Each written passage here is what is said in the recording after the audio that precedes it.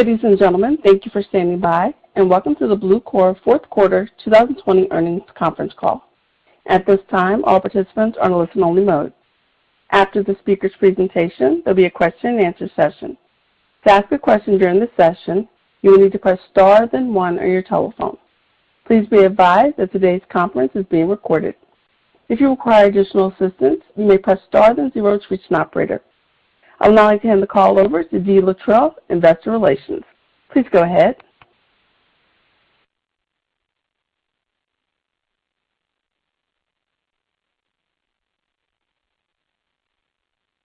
Thank you, and welcome everyone to Bluecora's fourth quarter 2020 earnings conference call. By now, you should have had the opportunity to review a copy of our earnings release and supplemental information. If you have not reviewed these documents, they are available on the Investor Relations section of our website at Bluecora.com. I am joined today by Chris Walters, Chief Executive Officer, and Mark Mehlman, Chief Financial Officer. Before we begin, let me remind everyone that today's discussion contains forward-looking statements based on the environment as we currently see it and that speak only as of the current date. As such, they include risks and uncertainties, and actual results and events could differ materially from our current expectations. Please refer to our press release and our other SEC filings, including our Form 10-K and other reports, for more information on these specific risks and uncertainties. We assume no obligation to update our forward-looking statements except as required by law. We will discuss both GAAP and non-GAAP financial measures today. Our earnings release and supplemental financial information are available on Bluecora.com and include full reconciliations of each non-GAAP financial measure discussed to the nearest applicable GAAP measure. With that, let me hand the call over to Chris. Thank you, Dee, and good morning, everyone. 2020 was a challenging, but more importantly, a transformative year for Bluecora. Even as we navigated an unprecedented global pandemic, the company's new leadership team and refreshed board of directors repositioned our unique portfolio of profitable, tax-focused, tech-enabled businesses to sustainably grow long-term and build shareholder value as an integrated company that helps consumers build and preserve their wealth. This is a big opportunity. It addresses an enormous untapped and underserved market for consumers whom taxes are one of life's biggest expenses, but who have traditionally not had access to effective, long-term tax planning strategies and tools. Bluecora's unique solution integrates powerful but easy-to-use tax-focused technology, an extensive and highly trusted network of tax and financial professionals, and valuable data at scale to deliver holistic, tax-focused planning and financial guidance that can efficiently enable wealth preservation and creation. Bluecora's compelling mission, opportunity, and solutions are the reason I was so excited to become CEO a year ago. They are also the reasons I am even more optimistic about our long-term outlook today. As I look back on the lessons we have learned and the tremendous progress we have made over the past 12 months. This morning, I'd like to review fiscal 2020, beginning with the short-term impact of the pandemic on our results and then turning to the long-term progress we are making, strengthening the foundation of our business and the connections between them for sustainable long-term growth. Mark will then review our financial results in more detail. Before diving into our results and outlook, I first want to thank our employees for not wavering in their dedication to our customers, despite the challenges of the pandemic. And I want to thank our financial professionals who have worked tirelessly to position their clients for success, both from a tax and wealth management perspective through this uncertain time. Finally, I want to thank our customers for placing their trust in us to ensure their financial well-being. So let me begin first by reviewing the impact of the pandemic, which we have discussed on earlier investor calls this year. In addition to the hardship and loss it has caused for many of our customers, employees, and financial professionals, the COVID-19 pandemic had a significant short-term impact on last year's results. First, the unexpected tax filing extension resulted in approximately $20 million of incremental cost in our tax preparation segment. These included increased marketing spend, extended call center staffing, and other costs as we worked to finish a longer tax season while simultaneously planning for the next. Second, beyond these direct COVID impacts, we decided to strategically invest in our future by spending approximately $20 million on additional marketing to overcome the weaker performance for the first peak, but also more effectively drive sustainable unit growth. Third, in our wealth management segment, as the Fed funds rate fell to zero at the start of the pandemic, the equivalent of 6 25 basis point reductions in interest rates.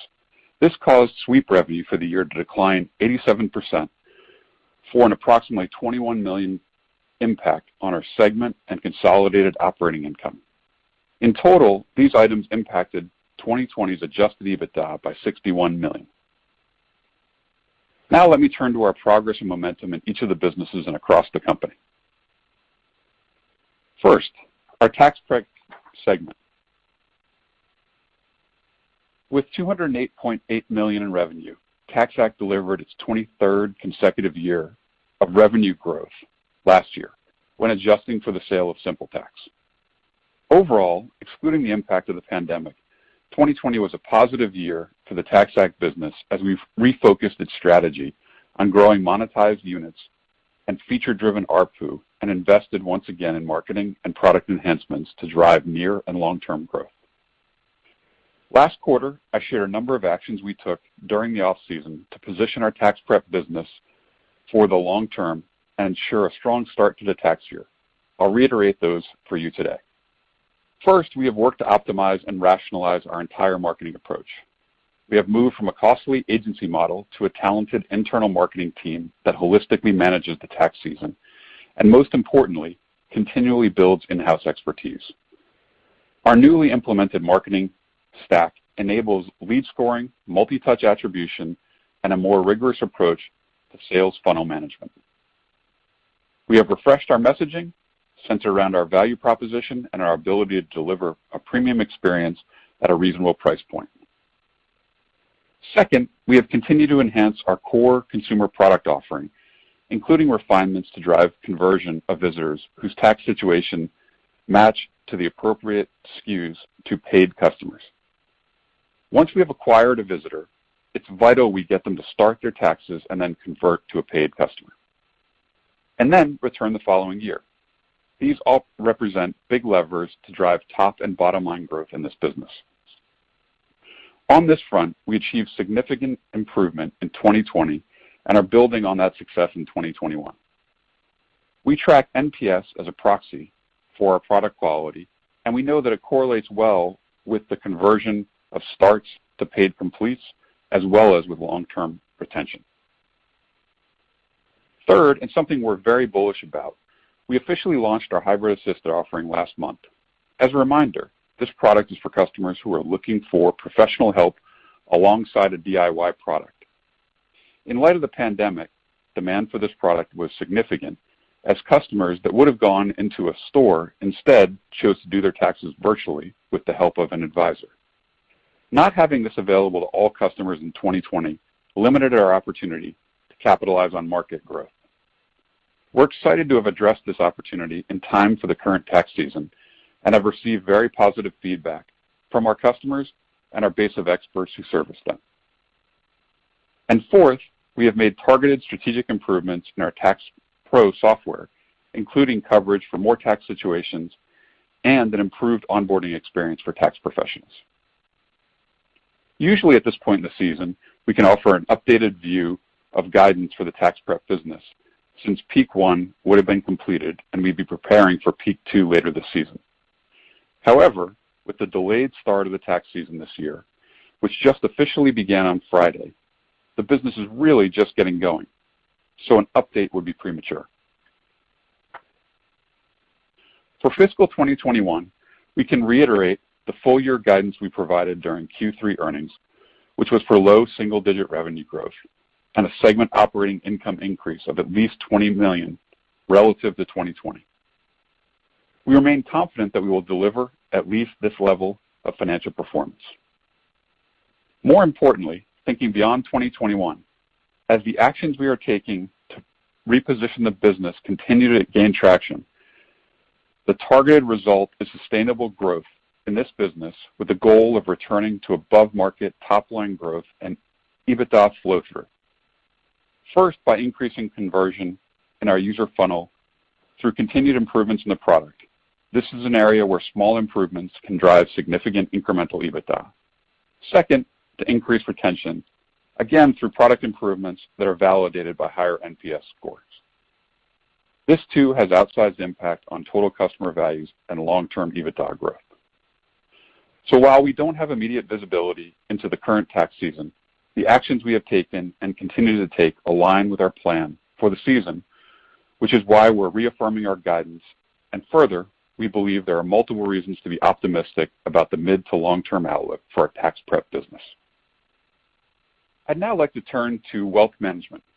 Last year, we made further progress toward our longer-term priority of offering our financial professionals the industry's most flexible models and most powerful and easy-to-use tax-focused wealth management technology and services. We also continue to integrate previous acquisitions, building a strong foundation to resume long-term organic asset growth. As we have discussed, Bluecora's independent financial professionals have experienced a significant amount of change over the last several years, which has resulted in some predictable turnover. While we expect additional turnover this year, I'm excited that virtually all of the significant changes in the financial professionals' experience are behind us. Going into 2021, this allows us to focus on improving the experience of financial professionals and their clients and on retaining and strengthening our relationships with financial professionals. Today, we remain as optimistic about the growth potential of our differentiated tax-focused wealth management strategy as ever. Avantax's key competitive advantage is combining tax and wealth management, and we believe that investments in our technology, home office support teams, and our financial professionals and their practices will drive sustainable, long-term growth in our wealth management business. To remind everybody, some of Avantax's unique selling points with regard to financial professionals and their clients include: we are the only firm to marry tax planning and preparation with financial planning and advisory for all U.S. taxpayers, not just ultra-high net worth taxpayers. We have the largest network of tax-focused financial professionals, from sole proprietors to large multi-partner CPA firms.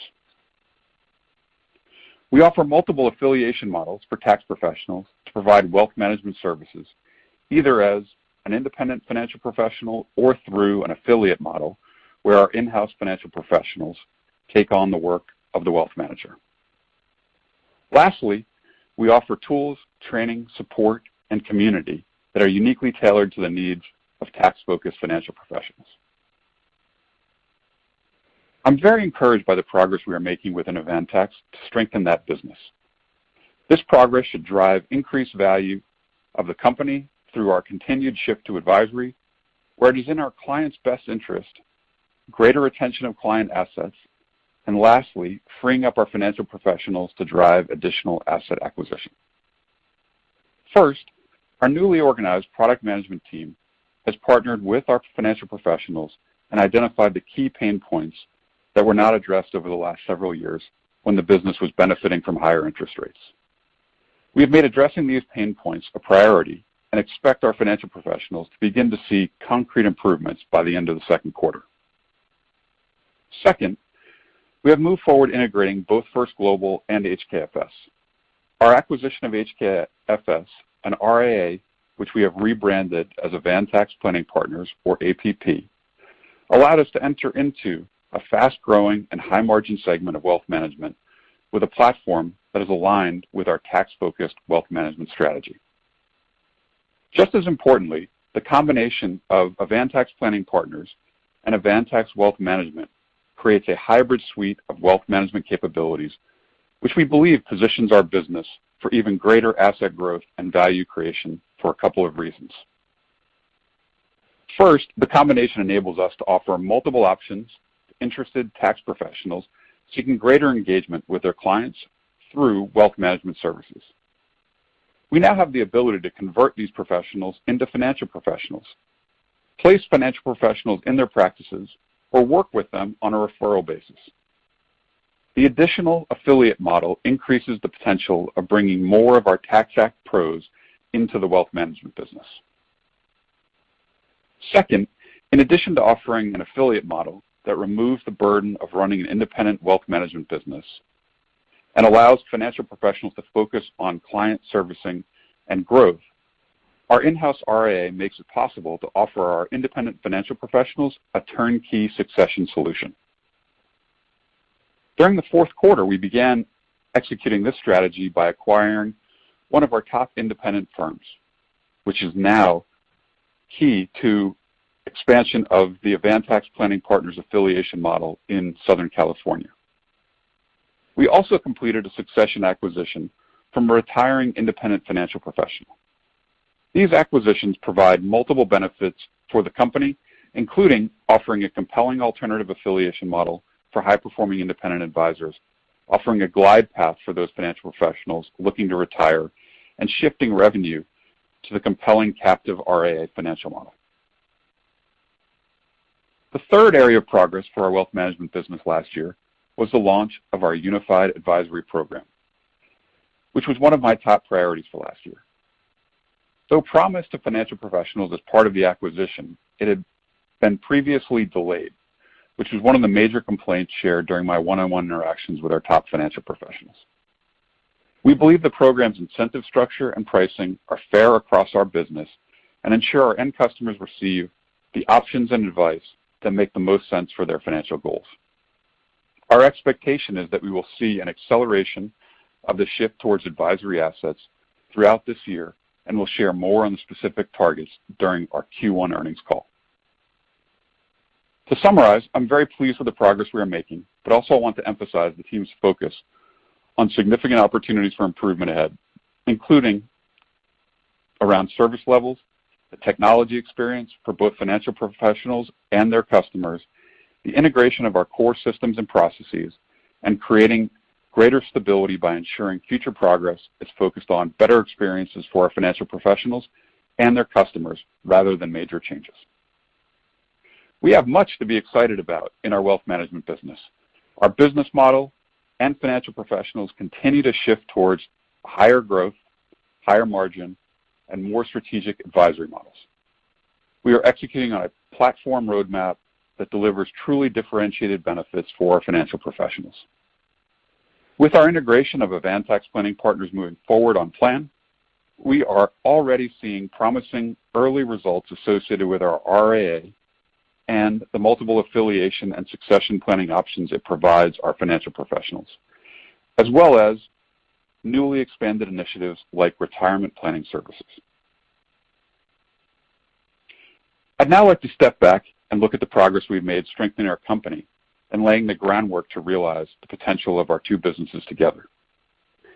As a foundation for the new repositioned Bluecora, last year we began with the company's leadership, hiring or elevating an almost entirely new executive leadership team. We also reorganized to create scale in areas for which we previously did not have any, technology being the greatest example. In 2020, we also added 3 new board members with valuable and differentiated experience in wealth management, tax, digital technology, transformation, and product development, whose expertise and diverse backgrounds align particularly well with our strategies to drive value within and between our businesses. Our refreshed board now includes 7 out of 9 directors who have joined in the last 4 years. Lastly, we made significant progress organizing our company-wide team around common goals and culture as we move to a truly integrated vision for Bluecora and our stakeholders. I'm very excited to be part of this team, starting 2021 with the opportunity to execute together for our first full fiscal year. Also, as I have discussed, last year we shifted our strategic focus towards sustainable growth across our tax prep and wealth management segments. In addition, we are focused on a number of key opportunities to drive growth across the enterprise. First, we are moving forward with a plan to begin converting our more than 23,000 tax pro users into Avantax financial professionals or referral partners via Avantax Planning Partners. While the company has considered this opportunity for some time, we believe the addition of Avantax Planning Partners provides a much greater pathway to success than that existed in the past. We intend to accelerate execution on this front immediately after tax season. Second, TaxAct represents a unique asset to be leveraged within our wealth management business. It brings an at-scale digital marketing team and technology development group that financial professionals crave but can't readily access at most firms. We have begun executing a plan to leverage our TaxAct business to help financial professionals with dedicated self-service tools and playbooks, generate high-value warm leads, and provide a full-service agency offering that designs and executes a firm's marketing strategy. Lastly, we are developing plans to leverage the product and technology leadership from TaxAct to enhance financial professionals' productivity. I look forward to sharing more on future calls. It is an exciting time at Bluecora. We have finished a challenging but productive year, one that saw dramatic change for our business at the start and a return to stability and purposeful planning for the future toward the end. We believe the steps that we've taken to reposition each business for sustainable growth, coupled with continued execution of our strategy, have the potential to create tremendous shareholder value. With 2020 behind us and our company stronger for it, I am more optimistic than ever about the future and look forward to sharing our progress throughout the year. With that, I'll turn it over to Mark to review our Q4 performance and Q1 outlook. Thank you, Chris, and good morning, everyone. I'd like to provide some additional detail on our fourth quarter results and our outlook for Q1 2021. Starting with fourth quarter results, total revenue of $155.2 million, which is above the upper end of our guidance range. A GAAP net loss of $50.7 million, or negative $1.05 per share. Our GAAP net loss was below our target ranges due to two main factors. A higher than forecasted impact of the accounting true-up associated with the HKFS earnout. As I discussed last quarter, the change up or down in expectation associated with the earnout payments will run through the P&L. The strong performance of the Avantax Planning Partners business in Q4 has resulted in a more optimistic forecast for the business, resulting in a higher view of the total earnout consideration. The second factor relates to higher than forecasted tax expense relating to a valuation allowance on our NOLs. This accounting-driven result relates to a review of the 3-year accumulated position with the impact of the write-down of the HD Vest brand name when we shifted to the Avantax brand, materially driving the calculation. Adjusted Ebitda, which excludes both of these factors, was $2.2 million above the high end of our target range. Non-GAAP net income was negative $9 million, or negative 19 cents per share, both better than the high end of our target range. Turning now to tax preparation.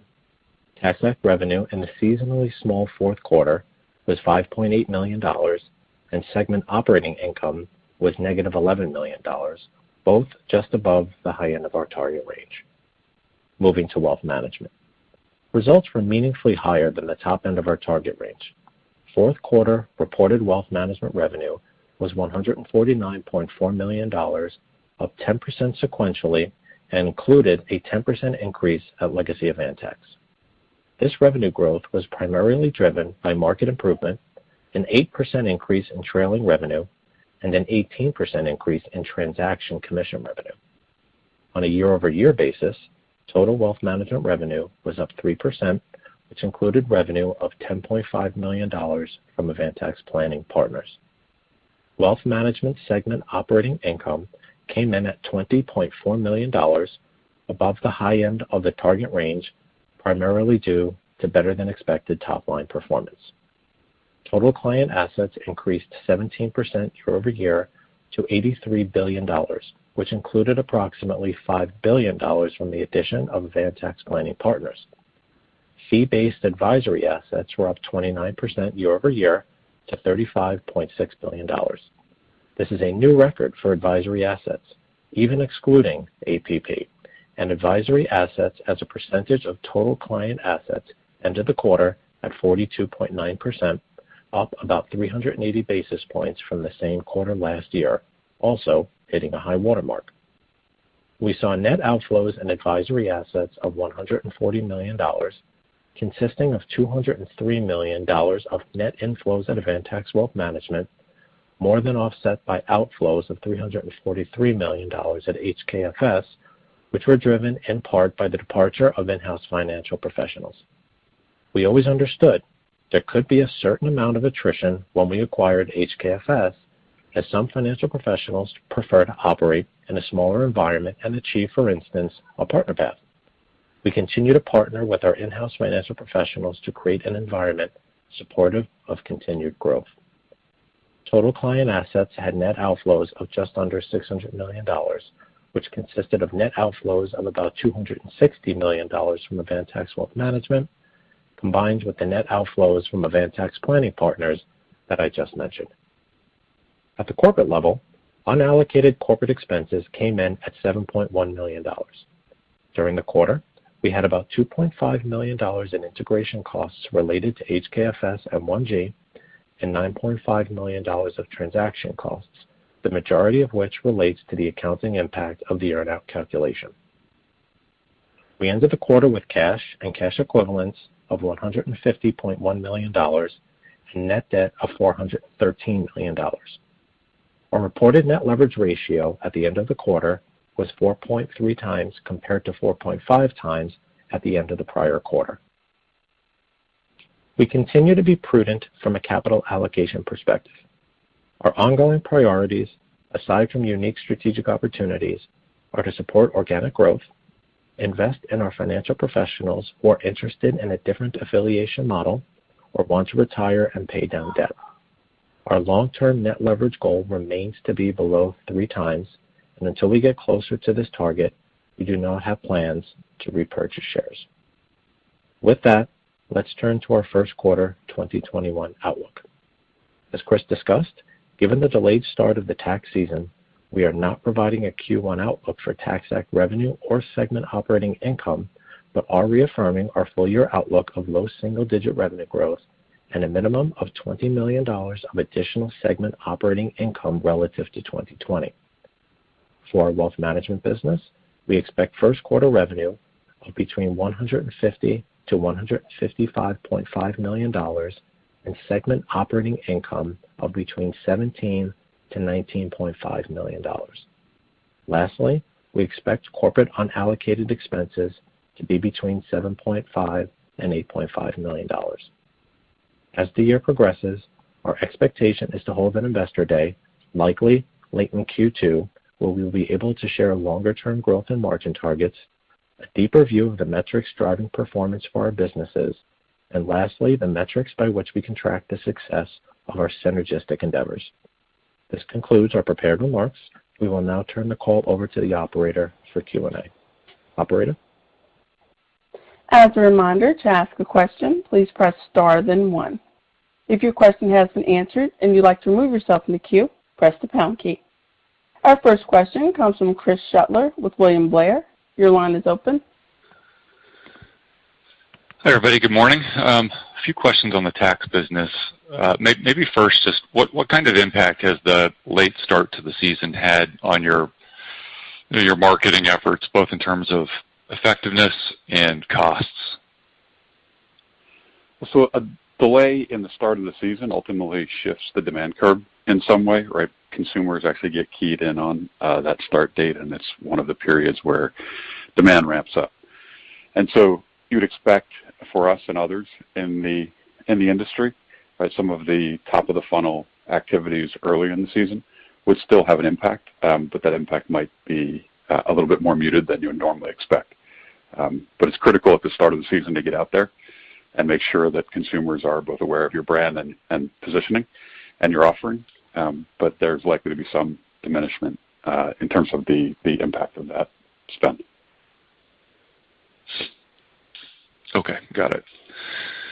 And then as you think through the low single-digit revenue growth target for the current tax season, just help us think through the tailwinds and headwinds to that number in your view, Chris. I would think there are tailwinds around the refined marketing approach, the new assisted offering, in what's a pretty easy comp, but there's a headwind associated with it, what seems like a kind of a reduced pricing effort, or an effort to widen the pricing margin between yourself and the leader in the category. So anything there that you would point out that's, is that fair, or is there anything else that you would add? No, so the primary tailwinds are the historic market growth that has existed, right? This consistent shift over many years, which has been in the mid-single digits, and last year was more pronounced in terms of the shift from tax preparers to online offerings, and so that's clearly a tailwind. You've also got, from a unit perspective, our return to a bit stronger value positioning is ultimately a helpful thing from a unit perspective. We also have making assisted available to all consumers coming in, which is something that provides an ARPU lift, is compelling. There are some tailwinds, right, on the revenue, from the revenue perspective. Ultimately, the lower pricing levels does provide a bit of a drag this season. In addition, some of the confusion in the market associated with the start date of the season, stimulus payments, and many of the things that are related to COVID, right, have consumers asking questions about what their tax situation is. Actually, that can be beneficial for us, but ultimately, some of the uncertainties for consumers lead to some shifts in behavior, and so those uncertainties will impact everyone in the industry in a consistent way. Okay, got it.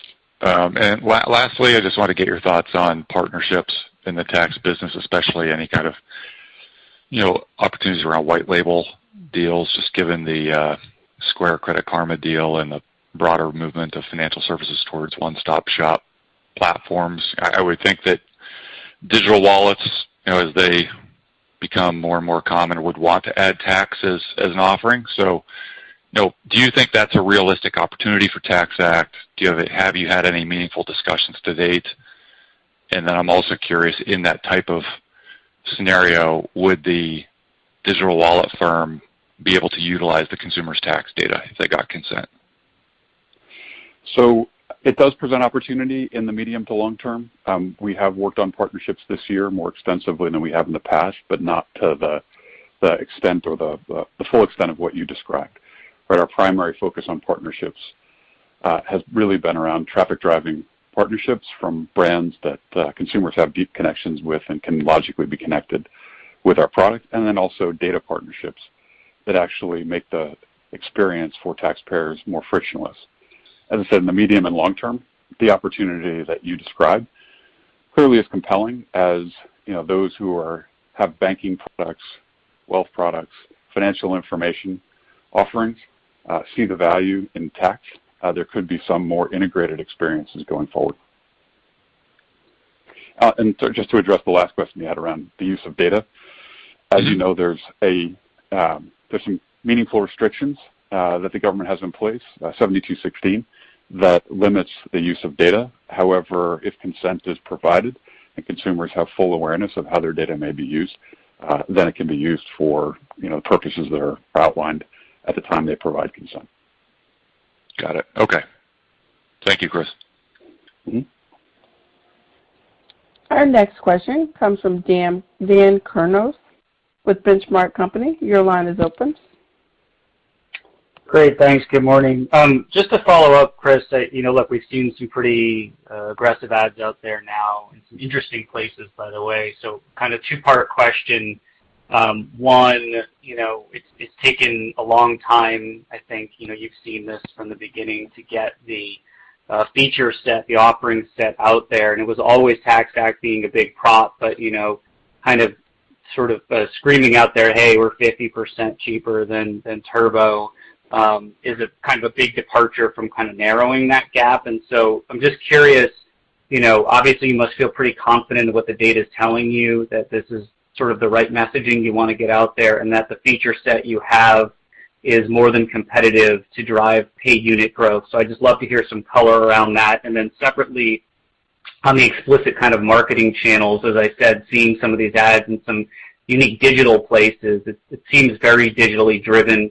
at this point? And I know it's early, so you guys are probably adjusting your marketing strategy on the fly here, given the delay to tax season, but just kind of love to hear sort of your thoughts on how your spend evolves by channel as you think the tax season progresses and where you're seeing some initial positive returns. Thanks. Sure. So in terms of the messaging, right, we extensively research anything that we actually put out there to ensure that the messages that we're conveying are ultimately the ones that consumers, and really specific consumers that we're reaching with those marketing platforms, are ultimately going to be most responsive to. And so, for certain customers, that price messaging is critically important. As consumers move further along in the funnel or have different kind of interests in different segments, then we'd focus more on kind of feature benefits or refund maximization. And so it's not one message that you'll hear.